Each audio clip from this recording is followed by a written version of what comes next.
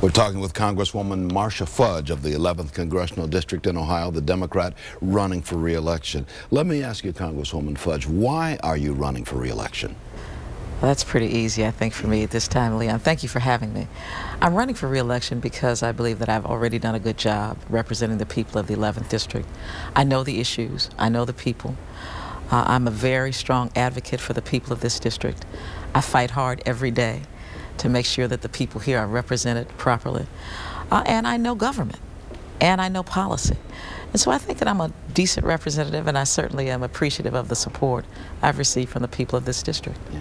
You are in this newly redrawn congressional district. You've got the east side of Cleveland, the west side of Cleveland onto the west toward Toledo belongs to District number 9. What kind of challenges does this represent for you, where you are only in charge of the east side of a city as big as Cleveland? It really doesn't create a challenge, because it's always been that way. Primarily, I have always had the eastern part of the city as well as the southeast and eastern suburbs. And prior to the redistricting, Dennis had the west side of the city.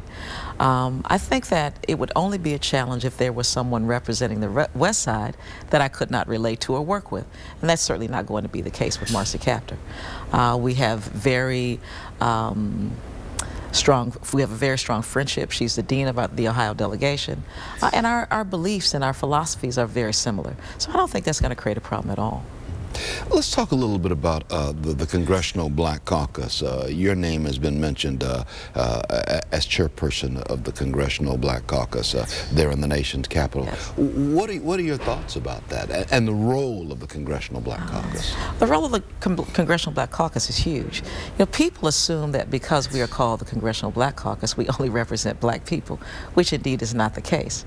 The caucus represents more than 10 million people in America. Certainly a large portion are minorities, but we have some districts. You take the current chairman, Emanuel Cleaver.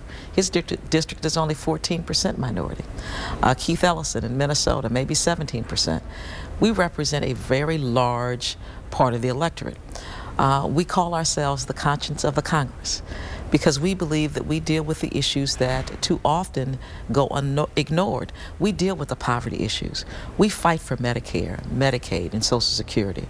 I mean, we're the people who fight for education, for food stamps, for early Head Start. We are the people who consistently keep those issues on the front lines. And that is why, in fact, we are the conscience of the Congress. And I think that it would be a great vote of confidence if I were to be chosen as the chair.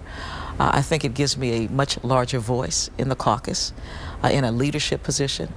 And I think that it is going to be significant as we move forward, knowing the economic situation this country is in today, that there are voices like mine and those of the people of the Congressional Black Caucus who say they say speak truth to power. Right. We speak truth to power.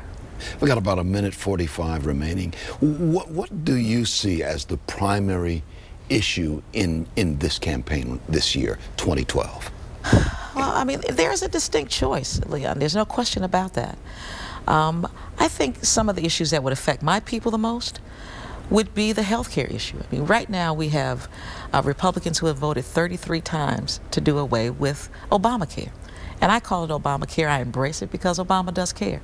But if you look at this district, 62,000 seniors just in the 11th Congressional District have already benefited from either free preventive care or for a reduction in their cost of prescription drugs, to the point that we've already saved more than $3 million in this district alone in the cost of prescription drugs.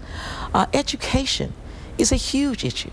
If you look at the Ryan budget, he is talking about cutting billions and billions of dollars out of education, where the Obama team is talking about doubling down on education. The Ryan budget is talking about cutting billions of dollars from food stamps, more than $16 billion, where the president is talking about finding a way to get people over this hump. We are in a bad economy, and we can't afford to let people go hungry.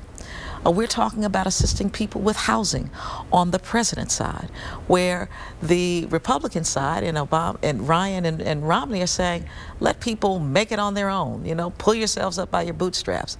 I think that there is a distinct difference as to where these campaigns are going. We will see how it goes. Congresswoman, we've run out of time. Congresswoman Marsha Fudge from the 11th Congressional District, the Democrat running for re-election. Many thanks. Thank you so much. It's been my pleasure.